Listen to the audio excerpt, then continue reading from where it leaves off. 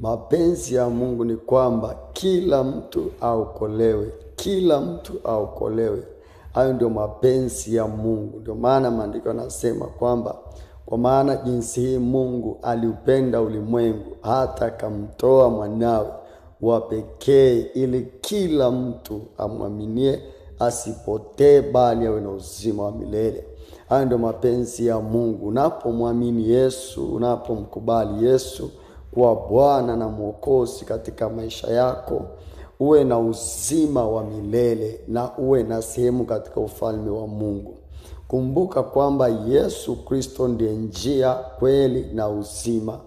Amesema mtoaji kwa Baba ila kwa njia ya mimi. Kitabu cha Yohana 14:6. So unapoishi hakikisha kwamba umeokoka na Yesu ni Bwana katika maisha yako.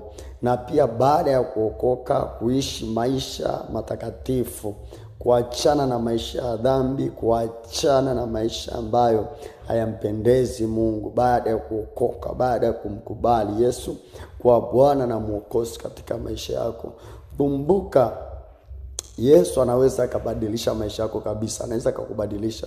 Haijalishi kwamba unateswa na dhambi aina gani, bora umekubali kupeana kwa Yesu. Bora umekubali ushirika wa Yesu, Yesu atakubadilisha. Atakubadilisha. So hakikisha kwamba umeokoka, hakikisha kwamba umepeana maisha yako kwa Yesu. Yesu ni njia, kweli na uzima. Mapenzi ya Mungu ni kila mtu aingie katika ufalme wa Mungu. Hakuna mmoja Mungu angetaka aende jehanamu ya moto. Maana jehanamu ipo. Kuna jehanamu ya moto, na mapenzi ya Mungu si mtu apotee, si mtu aende jehanamu.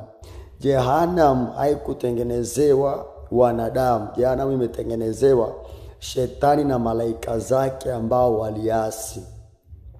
Sasa watu ambao watatupwa jehanamu ni kwa sababu ya ukaidi wao, ni kwa sababu ya kushupaza shingo zao, ni kwa sababu ya ugumu wa mioyo zao. Lakini kweli ni kwamba Mungu hapendi yote aende jehanamu. Maana jehanamu sio sehemu ya mwanadamu. Jehanamu sio eneo ambalo mwanadamu anafaa kuwa.